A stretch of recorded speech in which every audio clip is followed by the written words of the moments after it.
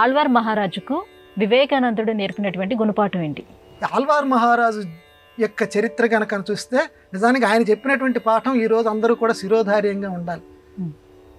ఆళ్వార్ మహారాజు మన భారతదేశానికి సంబంధించినటువంటి రాజు అయినప్పటికీ పాశ్చాత్య సంపర్కం బాగా ఉన్నటువంటి వాడు.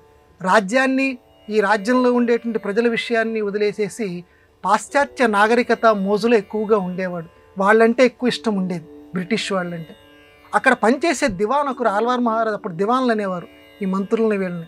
ఒక దివానొకరు వివేకానందుడు అప్పటికే ప్రసిద్ధికి ఎక్కాడు.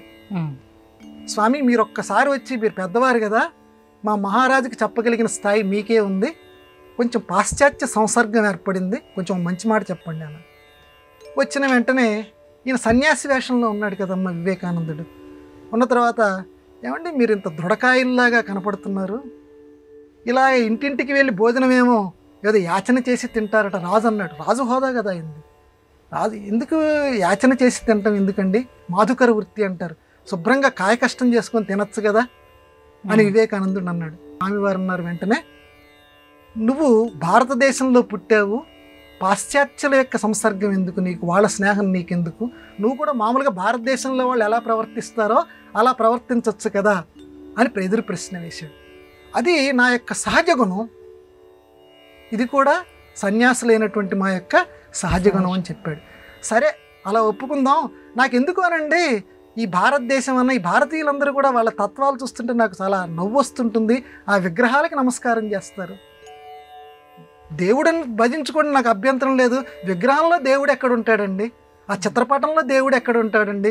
అందరూ నవ్విపోతున్నారు. మన పాశ్చాత్యులందరూ కూడా మన భారతీయుల్ని చూసి ఆ చిత్రపటానికి నమస్కారం చేస్తారు ఏంటండి, అందులో దేవుడు ఉన్నాడని అనేసరికి వివేకానందుడు వీటి ద్వారా లోకానికి కూడా పాఠం చెప్పాలి అని అనుకున్నాడు. అని అనుకుని ఒక ఆళ్వార్ మహారాజు గారు, ఈయన చిత్రపటం ఎవరన్నా గీశారా అన్నాడు. బ్రహ్మాండంగా ఈయన చిత్రపటాలు బోల్డ్ మంది గీశారంటే ఒక పెద్ద చిత్రపటం తీసుకురండి అన్నాడు దివాన్. ఆ దివాన్ పట్టుకొచ్చాడు. పట్టుకొచ్చిన వెంటనే రాజుగారు ఇక్కడ కూర్చొని ఉన్నాడు, వివేకానందుడు ఇక్కడ కూర్చొని ఉన్నాడు. ఆ దివాన్ని పిలిచి ఆ చిత్రపటం కింద పెట్టించాడు.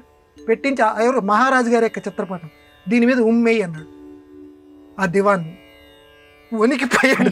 ఆ దివాన్, అరే ఇక్కడ రాజు కూర్చొని ఉన్నాడు, ఆయన చిత్రపటం అది, ఆయన కాదు కదయ్యా, ఆయన చిత్రపటం కదా ఇది, నేను ఆయన మీద ఉమ్మేయమంటలేదు, ఆయన చిత్రపటం మీద ఉమ్మేయమంటున్నాను అన్నాడు.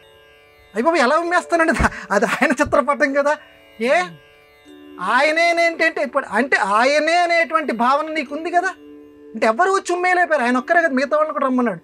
అంటే మన భారతీయులు కూడా అంతే, ఒక విగ్రహంలో కానీ ఒక చిత్రపటంలో కానీ దైవాన్ని సందర్శిస్తారు.